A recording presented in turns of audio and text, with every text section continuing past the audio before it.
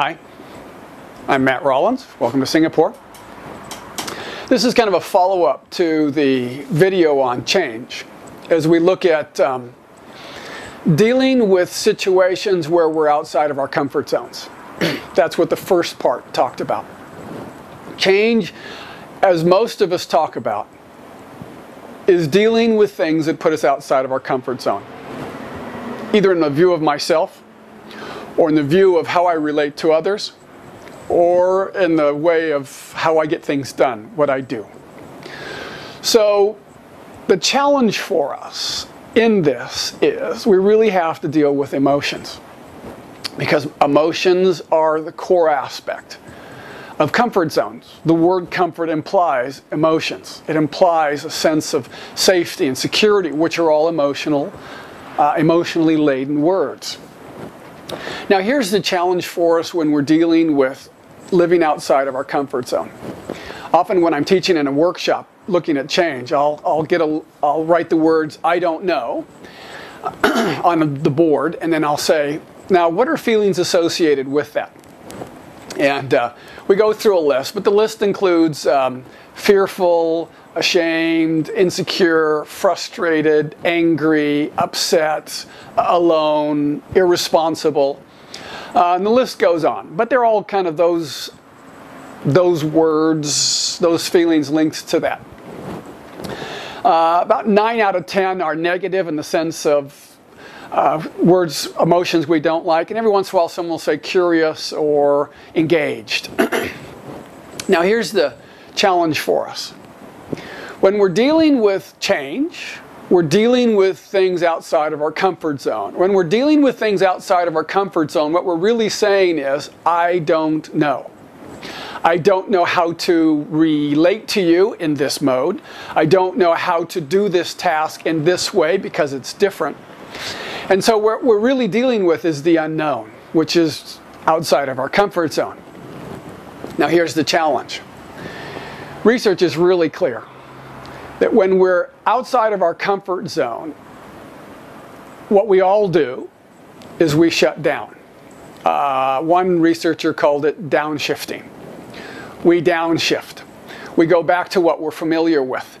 So at the very time when we should be trying to figure out how to move forward into the unknown, the natural defensive mode, and I'm not talking motive when I use that word, is to downshift, to go back to what we know. Our learning shuts down. We seek a safe environment. So the very time when we're outside of our comfort zone and we need to engage, step into a learning, ask questions, communicate, is the very time that we're trained not to. We shut down. We stop asking questions. 80% of us go quiet. 20% of us become aggressive. Both are defensive modes. And this really is the challenge when we're looking at dealing with change, dealing with things outside of our comfort zone, dealing with the unknown, is dealing with how we view ourselves, how we view our relationships, or how we view how we get things done.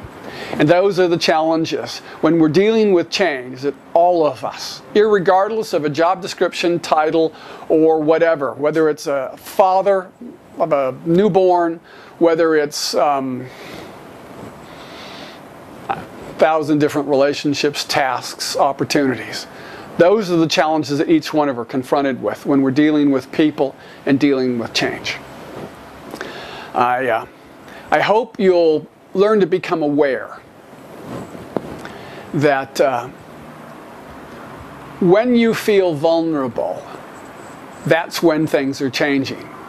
And to learn to develop, because it's a discipline you can develop, the skill sets that are necessary to engage, to step outside your comfort zone, what questions to ask, how to communicate, what do we view in regards to the task getting done. But it begins, first and foremost, within yourself. And the place it begins is recognizing whatever those feelings are, whether it's insecurity or anger or frustration or anxiety, recognizing those and then not letting those feelings dictate to you how you're to behave, but rather recognizing the feelings, recognizing what's going on inside of you, slowing down, and then thinking, now, it may be appropriate to defend myself, but it may not be appropriate. How do I step into this? And that's then the beginning of success, of developing a quality of life, of moving forward. I love a quote that I found by Ellen Glasgow. It says, all change is not growth, as all movement is not forward. Change linked to growth, change linked to movement forward, means change recognizing who we are, the relationships, the tasks, and the quality of life that we want. And then as we do that, then, how do we deal with that? Choose to respond to the situation where I feel vulnerable, insecure, uncomfortable. Because in that situation, you're dealing with change. I trust you find the capacity to do that in your relationships and the tasks, and even as you view yourself. And trust you have a good day. Thanks.